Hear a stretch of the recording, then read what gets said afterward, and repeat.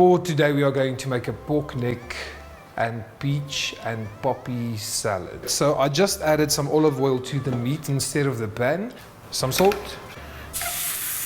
Let's just season the other side. So we put some Dijon mustard and we put some poppy seeds. Before you turn the meat, just add a little bit of thyme in there.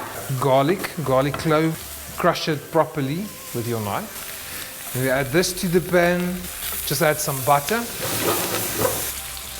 Leave them on our board here. We just want the peaches to quickly absorb some of this beautiful flavor. Slice them nicely. I always do mine nice and medium. Let's go with some watercress. We'll mix some of our sprouts in here. This is going to look lovely. Beautiful.